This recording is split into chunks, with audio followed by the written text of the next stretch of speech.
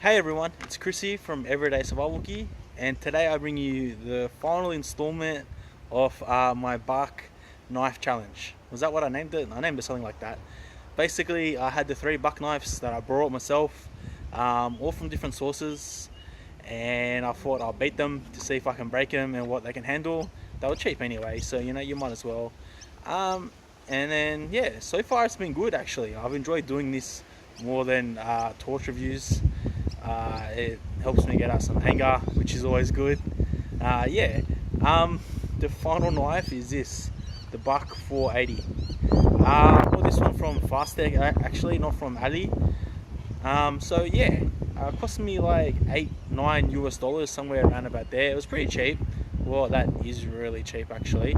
Even if you want to buy a Moira from America, you're still looking at like maybe $12, $13 US. So yeah, this was really cheap. First of all, I like this knife. It's been good to me. I liked it enough that I took out my Dremel and I polished it up so it looks nice and shiny. I've hand sharpened it so I know what it can do. It's fairly tough steel. Fastech doesn't mention what kind of steel it is, but it's fairly hardened steel. It's a lot harder than the first knife that I done. I can't even remember the name, the black one. A lot of people, they didn't like that review because I think they thought I was unfair on that knife. And like, don't get me wrong, that is a good knife and I did beat the shit out of it, but that's kind of why I brought these, to see what they could handle. I thought that they were all going to be full tang. This one is the only one I know for sure that's definitely full tang. So that's a knife. You can see it's super shiny.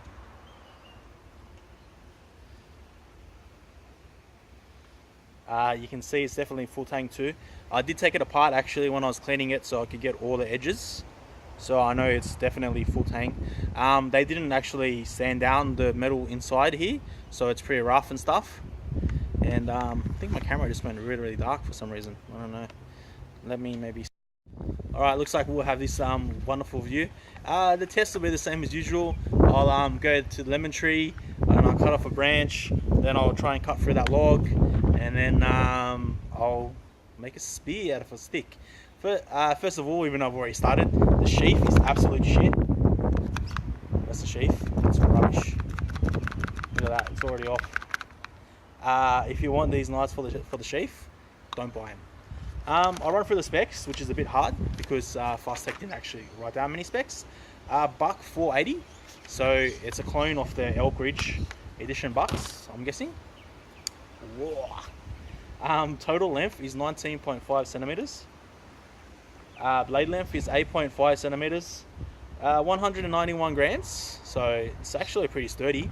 It's like a medium-sized knife. I wouldn't really call it a survival knife, but I'm not sure what category it would fall into. It's not the biggest, but not the smallest. It's a fine edge, drop point blade, so you can see the edge there. What else did I write down? Alright, so Fastech wrote made of high-grade steel. What that is, no one knows. It's stainless, but it's a certain sort of stainless because it's still magnetically active, so you can still stick a magnet to it. Unanodized, obviously. So the blade thickness up the top, I've done with my calipers, that's 3 mils, and the blade thickness down here is 0.75 mils. What else? Yeah, I should probably mention the handle is real wood because I took it off, so you can see the grains here, but I think it might be like matte wood or some sort of like not plasterboard, is it plywood kind of something that's, it's not like cut straight from a tree, because when you take it out it doesn't look like that. It looks like some sort of MDF wood or something like that, and then they just cut the handle out of that, but it still is wood, so that's not a lie there. Ergonomically wise, this is the best out of the three. Like, you can really feel that this knife was made good. Like, you can hold it, and the choke here, the thumb groove, so you know you got your thumb groove there and you got your thumb groove where you fit here. It really feels good. Like, this knife just feels like it's made to be used properly, I should say. If we balance it, the handle does feel a lot heavier than the tip, so the balance point's there. It's not actually where you would put your finger. Alright, I almost forgot. Before I goof up and go smash some trees with it, we'll test if it's sharp. Don't. I almost just stabbed myself. Fail. Fail. It's not actually cutting. I did just sharpen it, but I do use it. I don't think it's paper sharp. No, it cuts fine. Cuts okay. Not as good as the other ones. Could just be this paper too, but I think it's got a little bit of a dull point on the blade somewhere. It looks pretty good to me. Alright, that's enough dicking around. Alright, we'll see how it does hacking through this.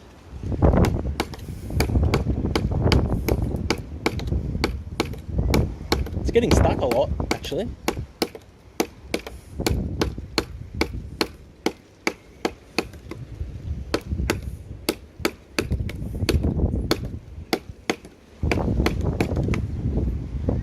Let's try a piece that I can actually cut off and then use later.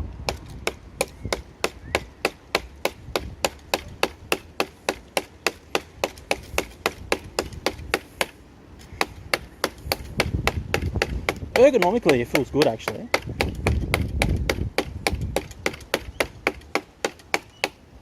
So you guys can't see that very well, but if I put it over here, hopefully you can see it.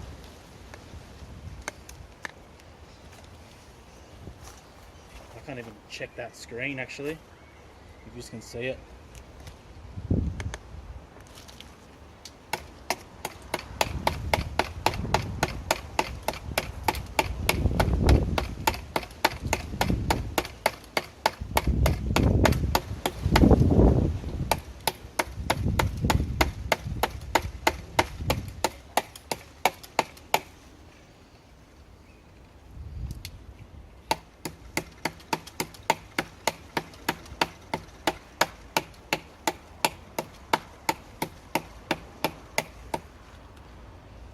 This one's so thick. I don't usually do one this thick.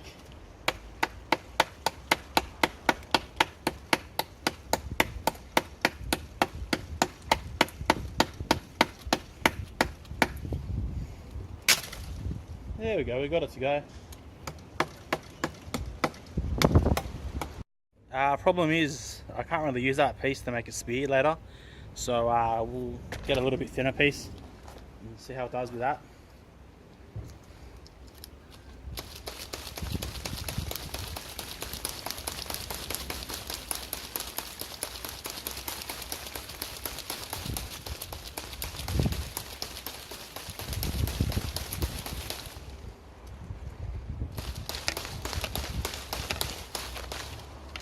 Besides getting scratched, it's actually not that bad.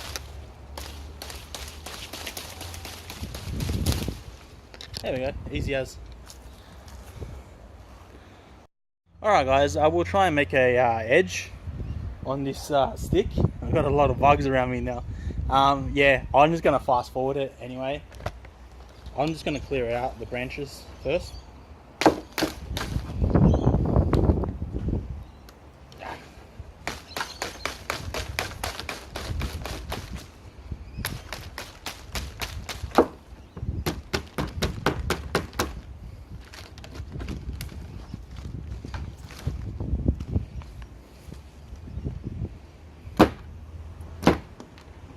Okay, there we have it.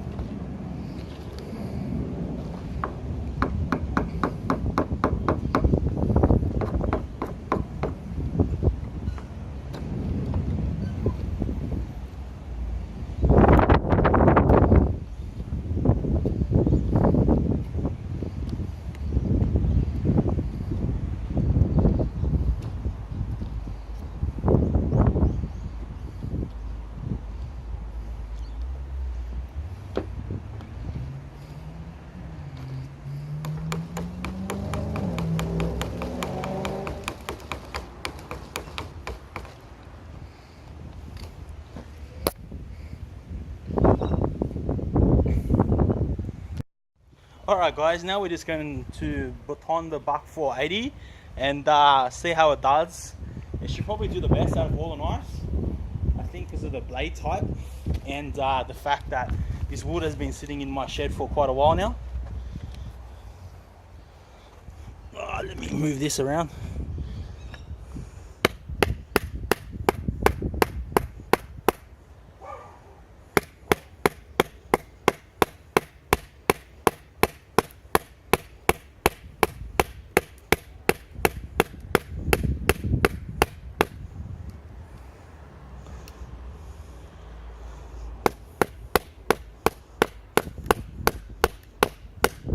You can actually hear the wood cracking, or that's just the knife breaking.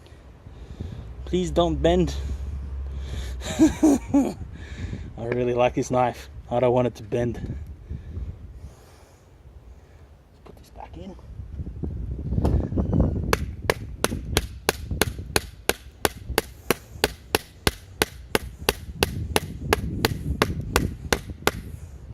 It's doing actually pretty well. It's good. That's good. Alright guys, I got to put my hat down low because I'm facing into the sun now. You can see that was a bit of a workout. I was going to do the throw knife test on this as I always do, but as you can see the blade is pretty gone now. So this knife is a write-off. The blade fully morphed. Can you guys see that there?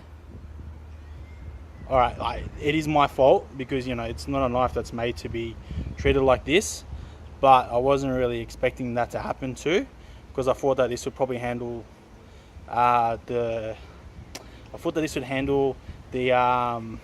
test the best out of all these knives, but no, it didn't. It didn't do the worst because you can still use this now. It's just a tiny bit bent. Also, I was going against the grain in the wood. Yeah, I know that, but like, I don't think it should still break. This is the only knife out of all of them that's actually morphed like this. So yeah, it does have the thinnest blade. As you can see, it didn't really like, still no light here now. It didn't really like cutting through the tree quite as much. Yeah, I don't know, like, I think if you're going to keep it for small fine work like it's made for, it's going to be a perfect knife, and it looks awesome too. I'm going to try and fix this up anyway. At worst, I could easily grind that down and make it a shorter blade, so I could grind it down to about there and put a new edge on it, but probably just hammer it in, to be honest, because I'm not going to use it for any heavy head work again. I only really brought it for this test, and I brought it because it looks nice too. So yeah, overall, I would still recommend this knife. Just don't go trying to baton wood like what I did. Use it for a little bit lighter work, and it should be fine. So that wraps up this series. I enjoyed it. It's a bit hot and sweaty, but it's been probably the most fun I've had making YouTube videos, and I hope that you guys enjoyed it too. And as always, like and subscribe if you did enjoy it, and thanks for watching, guys. Alright guys, if you made it this far, who gives a hell? Let's take the cold steel GI Tanto and I'll show you how a real knife should perform. No matter which way you put it in.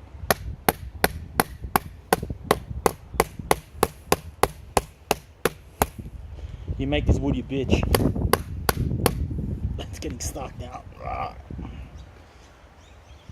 Let's just go back down here, actually.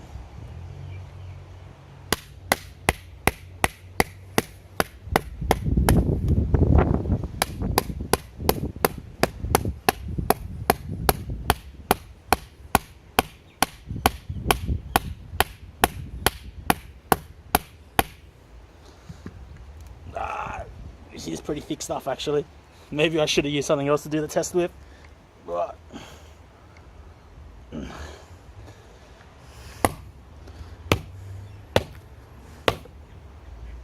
There we go. Handled it like a charm. Like a champ.